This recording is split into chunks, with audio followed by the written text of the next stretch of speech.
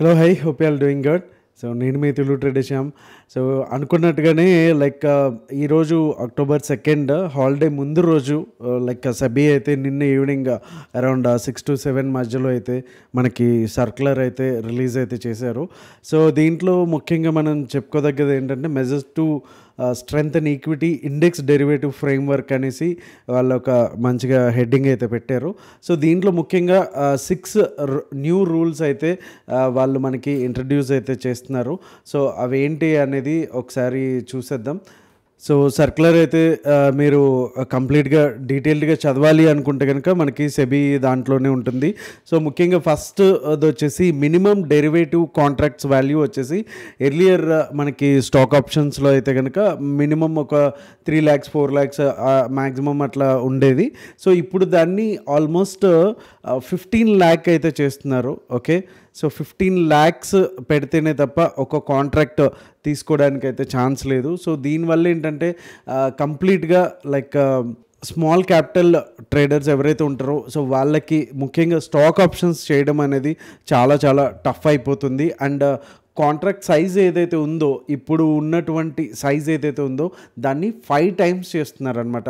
So అది biggest ఒక పెద్ద ఇదనే చెప్పచ్చు. సో ఇప్పుడు 3 lakhs ఉండే కాంట్రాక్ట్స్ అన్నీ కూడా ఇప్పుడు నెక్స్ట్ నుంచి కూడా 15 lakhs వరకు అవడానికైతే ఛాన్సెస్ అయితే ఉంటాయి. సో ఇక్కడ మనం చూస్తే కాంట్రాక్ట్ సైజ్ ఇండెక్స్ డెరివేటివ్స్ కూడా చేంజ్ అయితే అవుతున్నాయి. సో ఇండెక్స్ డెరివేటివ్ చేంజ్ అంటే ఇప్పుడు మనం ఒక ఆప్షన్ సెల్ చేయాలి అనుకుంటే కనుక 1.5 lakh అవుతుంది కదా. సో ఏమవుతుందంటే బ్యాంక్ నిఫ్టీ 15 ఉందనుకోండి కాంట్రాక్ట్ సైజ్. ఓకే, సో దీన్ని మోస్ట్లీ ఒక 5 times ఆర్ 3 times చేయబోతున్నారు. ఓకే, సో కాంట్రాక్ట్ సైజ్ని. సో ఇది వచ్చేసి November 2024 అంటే ఇంకొక 3 monthsలో ఇదైతే ఇంప్లిమెంట్ అవబోతుంది. సో అలాగే ఏమవుతుందంటే మనకి ఎఫెక్ట్ ముఖ్యంగా ఇండెక్స్ ప్లేయర్స్ మీద ఇప్పుడు 10తో మనం ట్రేడ్ చేస్తున్నాం అనుకోండి లాట్ సైజు. సో దాన్ని 50 చేశారనుకోండి. సో ఇప్పుడు ప్రజెంట్ దీనికి వచ్చేసరికి ఒక 10,000లో అవుతుంది అనుకుంటే కనుక మనకి November 20th నుంచి మినిమం 50K పెట్టాల్సి వస్తుంది అనమాట. ఓకే, సో అలాగే 1 lot సెల్ చేయడానికి 1.5 lakh అయితే కనుక దీన్ని కూడా 1 lot సెల్ చేయడానికి, ఎందుకంటే ఏదైతే కాంట్రాక్ట్ సైజ్ పెంచారో ఆటోమేటిక్గా ఇది కూడా పెరుగుతుంది కదా. సో ఇది ఎలా ఎఫెక్ట్ పడుతుంది అంటే కనుక ముఖ్యంగా 1 lot 2 lots చేసే వాళ్ళకి క్యాపిటల్ ఇంకా ఎక్కువ కావాలి. సో ఎక్కువ క్యాపిటల్తో ఆల్రెడీ 300 క్వాంటిటీ 400 500 క్వాంటిటీ చేసే వాళ్ళకి పెద్దగా ఎఫెక్ట్ ఏం పడదు. ఎందుకు పడదు అంటే కనుక ఇక్కడ 10 ఉండేది ఒక 25 అయింది అనుకోండి, పెద్ద ఫరక్ ఏముంది. సో వాడు ఎలాగో 300తోనే ట్రేడ్ చేస్తాడు. ఓకే, సో ఇక్కడికి వచ్చేసరికి 30 కాంట్రాక్ట్స్ అయితే ఇక్కడికి వచ్చేసరికి కాంట్రాక్ట్ నెంబర్స్ అయితే తగ్గుతాయి తప్ప పెద్దగా వాళ్ళకైతే పడదు. బట్ ఎటొచ్చి 1 lot 2 lotsతో లిమిటెడ్ క్యాపిటల్తో చేసే వాళ్ళకైతే ఇది ఖచ్చితంగా ఎఫెక్ట్ అని చెప్పొచ్చు. సో ఏంటంటే సెబీ చిన్న క్యాపిటల్తో వచ్చే వాళ్ళకి స్పెక్యులేషన్స్ ఎక్కువ చేస్తున్నారనేసి వాళ్ళని తగ్గించే యోచనలో ఇదైతే చేశారనేసి అయితే మనకు అర్థమవుతుంది. అండ్ ఇంకోటి removal of calendar spread treatment on expiry day. Okay, జనరల్గా ఏమవుతుందంటే క్యాలెండర్ స్ప్రెడ్స్ అంటే జనవరిలోది కాంట్రాక్ట్ని మనం సెల్ చేసాము. ఓకే, అండ్ ఫిబ్రవరిలో ఉన్నటువంటి కాంట్రాక్ట్ని మనం బై చేసాం. ఓకే, సో ఆర్ఎల్స్ రెండు కూడా రివర్స్లో. ఓకే, సో జనవరిది బై చేసి అండ్ ఫిబ్రవరిది సెల్ చేసాం. సో దీనివల్ల ఏంటంటే చాలా వరకు మార్జిన్ అనేది చాలా తగ్గిపోతుంది. 1.5 lakh పెట్టాల్సిన చోట మనం 30 to 40K పెడితే సరిపోతుంది అనమాట. సో ఇలాంటి బెనిఫిట్స్ ఏవైతే ఉన్నాయో అవి కంప్లీట్గా ఎక్స్పైరీ రోజున తీసేస్తారు. సో ఇది వచ్చేసి February 1st 2025 నుంచి మనకు అప్లికబుల్ అవుతుంది. సో క్యాలెండర్ స్ప్రెడ్స్ మీద కొంచెం సేఫ్గా ట్రేడ్ చేద్దాం అనుకున్న వాళ్ళకి అండ్ క్యాపిటల్ తక్కువ ఉండి ఈ మార్జిన్ బెనిఫిట్ని తీసుకునే వాళ్ళకి ఇది కూడా చాలా పెద్ద ఎఫెక్ట్ అయితే పడుతుంది. ఓకే, అండ్ నెక్స్ట్ వచ్చేసి థర్డ్ది intraday monitoring of position limits. Okay, జనరల్గా ఓఎల్ లిమిట్స్ ఉంటాయి కదా. సో మనకి జిరోదాలో కూడా ఇష్యూ అయితే అవుతూ ఉంటుంది.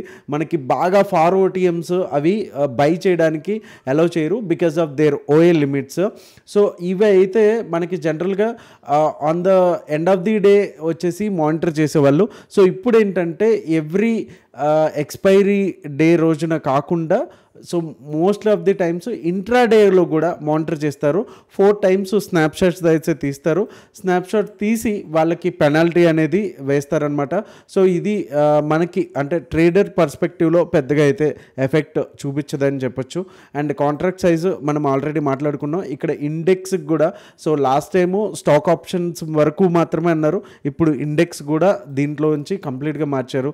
సో ఇండెక్స్లోకి వచ్చేసరికి నిఫ్టీ కానీ ఈ మిడ్ నిఫ్టీ కానీ వీళ్ళు చేసే వాళ్ళందరికీ కూడా ఇది బాగా ఎఫెక్ట్ అయితే పడుతుంది. సో ముఖ్యంగా చిన్న క్యాపిటల్తో వచ్చి హీరోలు చేసే వాళ్ళకి కూడా కంప్లీట్గా ఇంకా అవన్నీ బంద్ అయితే చేసుకోవాలి. And rationalization of weekly index derivative products. Okay, so దీని మీనింగ్ ఏంటంటే వీక్లీ ఇండెక్స్ ఏదైతే ఉందో సెబీ ఏమంటుందంటే కనుక ఎన్ఎస్సికి ఒకటి మాత్రమే ఉండాలి. ఓకే, అండ్ బిఎస్సికి కూడా ఒక్క వీక్లీ ఎక్స్పైరీ మాత్రమే ఉండాలి అనేసి. సో ఇప్పుడు లైక్ ప్రజెంట్ అయితే కనుక నిఫ్టీ, ఫిన్ నిఫ్టీ కావచ్చు, అండ్ మిడ్ నిఫ్టీ కావచ్చు, and bank Nifty, and Friday తర్వాత సెన్సెక్స్ ఇలా మనకు ఉన్నాయి. మిడ్ నిఫ్టీ కూడా మార్నింగ్ అదే మండే ఉంటుంది కదా మనకి. సో ఇవన్నీ కూడా వీక్లీ వస్తున్నాయి, ప్రతి మండే ట్యూస్డే అట్లా మొత్తం కంప్లీట్గా ఉన్నాయి కదా. సో ఇక మీదట ఏంటంటే ఎన్ఎస్సి నుంచి ఒక్కటి మాత్రమే వీక్లీ ఎక్స్పైరీ ఉంటుంది. మిగతావి ఏవైతే మిడ్ నిఫ్టీ, ఫిన్ నిఫ్టీ ఇవన్నీ ఉన్నాయో ఒక మంత్లీ ఎక్స్పైరీ మాత్రమే ఉంటాయి. ఏదో ఒకటి సెలెక్ట్ చేసుకోమని ఆప్షన్స్ అయితే ఇచ్చింది. సో మోస్ట్లీ నాకు తెలిసి ఎన్ఎస్సిలో ఎక్కువ ఫేవరెట్ ఉండేటటువంటి ఆప్షన్ ఏదైతే ఉందో బ్యాంక్ నిఫ్టీ కాబట్టి మోస్ట్లీ బ్యాంక్ నిఫ్టీ సెలెక్ట్ చేసుకుంటారు అనుకుంటున్నాను. మీ ఒపీనియన్ ఏంటనేది ఒకసారి కమెంట్ అయితే చేయండి. అండ్ బిఎస్సి నుంచి వాళ్ళకి మెయిన్గా ఉండేటటువంటి సోర్స్ ఏదైతే ఉందో సెన్సెక్స్ మంచి హాట్ ప్రోడక్ట్ కాబట్టి దానిది ఉంటుంది. సో ఓవరాల్గా ఒక వీక్ ఎక్స్పైరీ మాత్రమే ఉంటుంది. అంటే ఇప్పుడు లైక్ బిఎస్సి ఎగ్జాంపుల్ తీసుకుంటే కనుక సెన్సెక్స్ ఏమైతే ఉన్నాయో 4 వీక్లీ ఎక్స్పైరీస్ అయితే ఉంటాయి. ఓకే, 1 2 3 4 వీక్లీ ఎక్స్పైరీస్ అయితే ఉంటాయి. అండ్ బ్యాంక్ ఎక్స్ ఏదైతే ఉందో అవి మాత్రం వీక్లీ ఎక్స్పైరీస్ ఉండవు, ఓన్లీ 1 మంత్లీ ఉంటుంది. అలాగే మనకి ఎన్ఎస్సిలో either Nifty or bank Nifty, మిగతా ఫిన్ నిఫ్టీ కావచ్చు, మిడ్ నిఫ్టీ కావచ్చు, అండ్ నిఫ్టీ కావచ్చు, ఏవైనా సరే ఈ మిగతావన్నీ కూడా మంత్లీ ఎక్స్పైరీసే ఉంటాయి. సో వీక్లీ ఎక్స్పైరీస్ ఉండవు.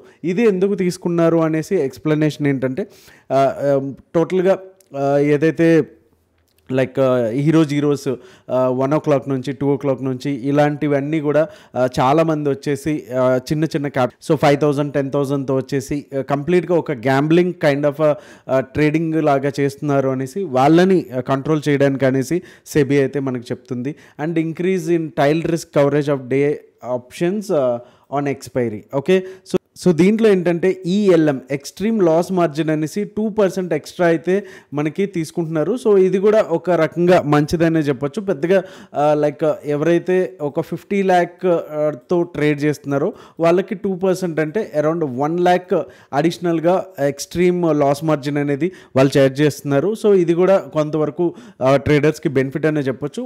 1 CRతో చేసేవాడికి 2 lakh మార్జిన్ బ్లాక్ అయితే పెద్ద ఫరక్ అయితే పడదు. బట్ ఎవరైతే చిన్న ట్రేడర్స్ ఉంటారో వాళ్ళు కొంత క్యాపిటల్ అనేది తెచ్చుకోవాలి. సో ఓవరాల్గా ఏంటంటే చిన్న క్యాపిటల్తో ట్రేడ్ చేసే వాళ్ళని, గ్యాంబ్లింగ్ చేసే వాళ్ళని ఇదైతే చేస్తున్నారు. సో ఓవరాల్గా మనకు వచ్చేసరికి యాజ్ ఎ ఇండెక్స్ ట్రేడర్గా మనకి ఎఫెక్ట్ ఏంటి అంటే కనుక ఎప్పుడైతే మనకి లైక్ మిడ్ నిఫ్టీ కావచ్చు, ఫిన్ నిఫ్టీ కావచ్చు డైలీ ఎక్స్పైరీ ఉండటం వల్ల ఏ స్టాక్ అయినా సరే లైక్ పెద్ద స్టాక్స్ ఏవైతే ఉంటాయో 2 o'clockకి 1 o'clockకి హీరోల వల్ల మొత్తం అన్నీ కూడా మారుతున్నాయి కదా. సో ఒక ఫిన్ నిఫ్టీ ఎక్స్పైరీ ఉంది అంటే కనుక ఆ రోజు హీరోలు చేసేవాళ్ళు అండ్ 1 o'clock నుంచి ఉండేటటువంటి స్పైక్స్ ఏవైతే ఉన్నాయో సో దానివల్ల బ్యాంక్ నిఫ్టీలో పొజిషనల్ ట్రేడర్స్ ఎవరైతే ఉన్నారో సెల్ చేసేవాళ్ళు కానీ బై చేసేవాళ్ళు కానీ సో వాళ్ళ కంప్లీట్గా వాళ్ళది కూడా పొజిషన్స్ కూడా ఫోర్స్ఫుల్గా క్లోజ్ అయ్యే పరిస్థితి వస్తుంది. సో ఇలా డైలీ ఎక్స్పైరీలు లేకపోవడం వల్ల కొంచెం వరకు ప్రశాంతంగానే ఉండొచ్చు. లైక్ అలాంటి స్పైక్స్ని అయితే చాలా వరకు తగ్గించవచ్చు కొంతవరకు. అండ్ కొంత ఏదైతే చిన్న క్యాపిటల్ ఉన్నారో మోస్ట్ ఆఫ్ ద టైమ్స్ వాళ్ళకే బాగా ఎఫెక్ట్, పెద్ద క్యాపిటల్ ఉన్న వాళ్ళకి పెద్దగా ఎఫెక్ట్ అయితే ఉంటుంది కొంతవరకు. బట్ అంత పెద్ద భయపడాల్సిన అవసరం అయితే లేదు. సో ఏదైనా ఇది రెగ్యులేటరీ బాడీ యొక్క కంట్రోల్‌లో ఉంటుంది కాబట్టి ఏదొచ్చినా సరే మనం యాక్సెప్ట్ చేసి దానికి తగ్గట్టుగా మన స్ట్రాటజీస్‌నైతే కొంచెం మార్చుకొని మనం మూవ్ ఆన్ అవ్వడం తప్ప మనం చేసేదేం లేదు. దీంట్లో ఉండాలి అనుకుంటే గనక. సో ఈ 6 మేజర్‌గా చేంజెస్ అయితే మనకి సెబీ అయితే ప్రపోజల్ అయితే చేసింది. సో ఈటిలో 3 వచ్చేసి 2025 నుంచి అవుతాయి. అండ్ ఈ 3 వచ్చేసి కంప్లీట్‌గా మనకి నెక్స్ట్ 3 మంత్స్‌లో అయితే కాంట్రాక్ట్ సైజ్ పెద్దగా మన మీద ఎఫెక్ట్ అయితే పడదు. అండ్ వీక్లీ డెరివేటివ్స్ ఎవరైతే ఇప్పుడు రెగ్యులర్‌గా వీక్లీ డెరివేటివ్స్ బేస్ చేసుకొని ఆల్గో ట్రేడ్స్ గానీ, లేకపోతే అలా ట్రేడ్స్ ప్లాన్ చేసుకుంటున్నారో వాళ్ళైతే మళ్ళీ రీస్టార్ట్ చేసుకోవాలి వాళ్ళ స్ట్రాటజీస్ అవన్నీ కూడా. ఈ టెయిల్ రిస్క్ అనేది కూడా పెద్దగా ఎఫెక్ట్ అయితే పడదు. సో ఓవరాల్‌గా ఇదండి 6 మెజర్స్ అయితే సెబీ తీసుకొచ్చినటువంటి రూల్స్ అయితే. సో ఐ హోప్ మీకు క్లియర్‌గా అర్థమయ్యేటట్టే ఎక్స్‌ప్లెయిన్ చేశానని అనుకుంటున్నాను. అండ్ సెబీ తెచ్చినటువంటి ఈ రూల్స్ మీద మీ ఒపీనియన్ ఏంటి అనేది కామెంట్ అయితే చేయండి. ఇంకా దీని మీద ఎటువంటి ఫర్దర్‌గా ఏమన్నా డెవలప్‌మెంట్స్ వస్తే గనుక మీ ముందుకు తెచ్చే ప్రయత్నం అయితే చేస్తాను. Thank you so much. Me Telugu trader Shyam. జై హింద్.